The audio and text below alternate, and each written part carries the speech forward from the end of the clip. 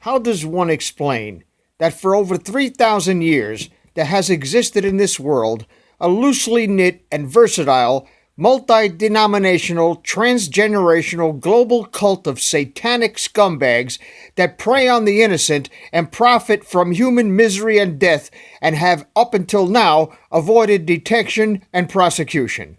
What is the glue that binds them together, or the force that protects them from the wrath of God, and have successfully avoided the righteous wrath of the people? How can someone who is in denial of these facts be compelled to abandon all of the lies they have been taught and believed all of their lives, and to open their eyes to a truth so painful only a few can immerse themselves in it without their immortal souls being torn apart? We must start with the realization that evil doesn't need a reason. All it requires is an opportunity. There is no rational rhyme or reason for sane people to find. No set of definable motivations for law enforcement to follow as leads or clues. There is no motivation per se. It isn't money or power or carnal lust or any of that. It is a spirit. It has no form or substance. It cannot be killed by dispatching its human host. Evil cares not a whit for the well-being of humanoid apparency it inhabits. The shell is merely a vessel, like a new Jeep. When it wears out or breaks down, the spiritual entity that drives it simply goes to www.soulsforsale.dvl and shops for yet another humanoid cocoon to serve as their vessel. Quite simply, this is a mystery wrapped in an enigma, living in a contradiction and cloaked in an apparency. It is the essence of deception painted with a veneer of truth. It is a dog turd sprinkled with monosodium glutamate, which fools the palate into believing it is grandma's meatloaf. It is the biblical dog returning to eat its own vomit. It is the essence of what the mainstream media has survived on for over 100 years. Evil simply exists. Its long-term goal is simply the total destruction of anything that would affirm the fact that we are created in the image and likeness of the Lord of the universe in order to destroy our bonds with him. It is a fact that not only our culture here in the United States is under covert attack from within, but all the cultures of freedom-loving people in the world are being undermined.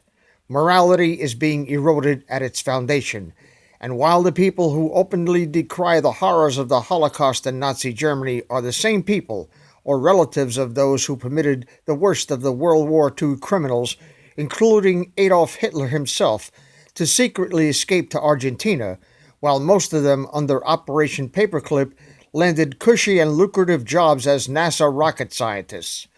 While the godfathers who were complicit in treason have long passed and long since escaped justice, the progeny and the organizational secret society Satanic Brotherhood of Darkness, written about in a book by that title authored by Dr. Stan Monteith, is still alive and well.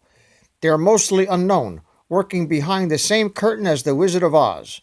Instead of levers and red buttons, their tools are extortion, blackmail, trafficking in drugs and young children, and other things, the mere mention of which would induce projectile vomiting for most of my audience here.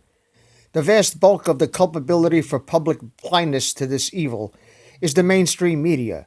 They are the nexus and the pivot point around which all of this evil and all of this treacherous treason and corporate tyranny exists. It is a repeat of the failed 1932 coup d'etat, which was exposed by the unsung American hero, General Smedley Butler, someone, no doubt, most of you listening to me here have never heard of, someone the history books never thought worthy of even mentioning in passing, a man who exposed the coup, which was successfully carried out on November 22, 1963, with the assassination of John F. Kennedy. What we see now in American politics is not a coup. It is an attempt to keep the coup that happened in Dealey Plaza, with the triangulation of crossfire, the fatal shot being fired from within the presidential limousine, and I'll leave you to read my book, Land of Childhood's Fears, for the whole scenario beginning to end. It is our mission and our objective here to expose this evil to the light of day, to expose it and thereby induce, inspire, and yes, incite the American patriots to finally rise up and take this country back by the constitutional authority vested in them to dissolve a tyranny and to form a new government that suits their needs. It's certainly about time. The straw has long ago broken the camel's back. The camel was unaware of the injury because it was mind-numbed by the narcotic of fake news for over 2 generations. We are not drinking that Kool-Aid anymore, folks. We are the news now. Praise the Lord and pass the ammunition. This is Dave from Net4 Truth USA, Whirlwind Revolt. Thank you for watching. Thank you for your phone calls and for your comments. And most of all, thank you for your donations, without which we would not survive. Please subscribe to our backup channels, Whirlwind Revolt, Inglorious Patriots, and Net4 Truth USA 2 Patriot channel. You can also find us at Net4 Truth USA on BitChute. We fly so close to the target, we're on our 4th fighter jet. We will be relentless truth seekers until the enemies of freedom are defeated.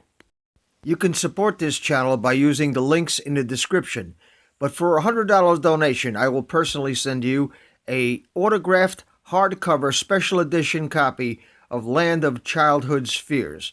Also, visit my bookstore at lulu.com/net4truth USA.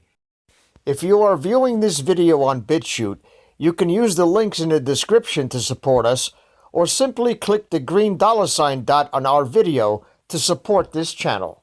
Thank you. Links are in the description section.